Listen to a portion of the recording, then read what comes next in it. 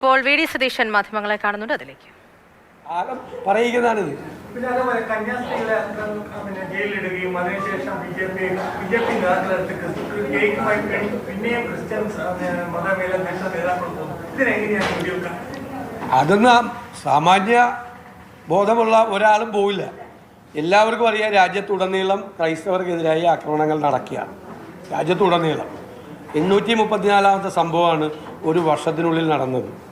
രാജ്യത്തെ എല്ലായിടത്തും നടക്കുകയാണ്. ഒരുപാട് പേര് ജയിലിലാണ്. ഒരുപാട് വൈദികർ, ഒരുപാട് പാസ്റ്റർമാർ, ഒരുപാട് ക്രൈസ്തവരൊക്കെ ജയിലുകളിലാണ്. ക്രിസ്മസ് ആരാധനാക്രമങ്ങൾ ഉൾപ്പെടെ തടസ്സപ്പെടുത്തുകയാണ്. ആട്ടിൻതോലിട്ട ചെന്നായികളാണ് കേക്കുമായി വരുന്നതെന്ന് 2023 ഡിസംബറിൽ ക്രിസ്മസ് കാലത്ത് ഞാൻ പറഞ്ഞു. ആട്ടിൻതോലിട്ട ചെന്നായികൾ അരമനകൾ കയറി ഇറങ്ങി കേക്കുമായി വരുമ്പോൾ നിങ്ങൾ സൂക്ഷിക്കണം എന്ന് പറഞ്ഞാണ്. ഇപ്പോൾ ബോധ്യപ്പെട്ടല്ലോ. 2023 ഡിസംബറിൽ പറഞ്ഞാണ്, ഞാൻ തന്നെ പറഞ്ഞാണ്.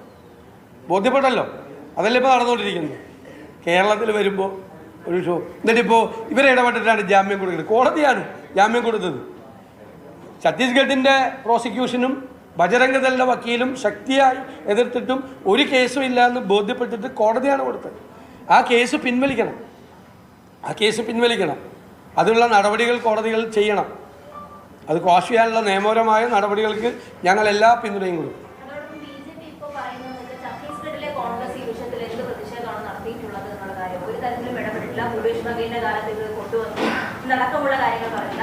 ഭൂപേഷ് ബാഗലിൻ്റെ കാലത്തൊന്നും അല്ല ഇത് കൊണ്ടുവന്നത്.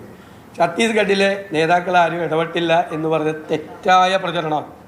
ആദ്യത്തെ MP-മാരുടെ ഡെലിഗേഷൻ പോയപ്പോൾ അവർക്ക് ജയിലിൽ അനുമതി നിഷേധിച്ചപ്പോൾ അവരുടെ കൂടെ പോയ ആളാണ് മുൻ മുഖ്യമന്ത്രി ഭൂപേഷ് ബാഗൽ. ജയിലിൽ പോയി കന്യാസിമാരെ ഭൂപേഷ് ബാഗൽ കണ്ടു.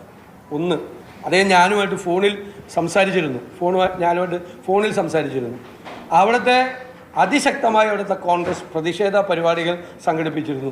ഈ BJP-കാരെ വെച്ച് അതെല്ലാം കണ്ടിട്ടുണ്ട്. മുഖ്യമന്ത്രിയുടെ കോലം കത്തികളുടെ ആ കോലം പോലീസ് പിടിച്ചു വാങ്ങിയിട്ടാണ് പ്രശ്നം ഉണ്ടാക്കിയത്. അവിടെ വനിതകൾ അവിടെ സമരം നടത്തിയിരുന്നു. മുഖ്യമന്ത്രി മാത്രമല്ല, അവിടുത്തെ PCC പ്രസിഡന്റ്, അവിടുത്തെ ചാർജുള്ള AICC ജനറൽ സെക്രട്ടറി അടക്കമുള്ള മുഴുവൻ പാർട്ടി നേതാക്കന്മാരും ഈ സംഭവവുമായി ബന്ധപ്പെട്ട് എല്ലാ സഹായങ്ങളും കൊടുക്കാനുണ്ടായി. ശ്രീ റോജി M. ജോണും സജീവ് ജോസഫും അവിടെ ക്യാമ്പ് ചെയ്ത് നിയമപരമായ പ്രവർത്തനങ്ങൾക്ക് സഹായിച്ചത് റോജി M. ജോൺ MLA ആണ്.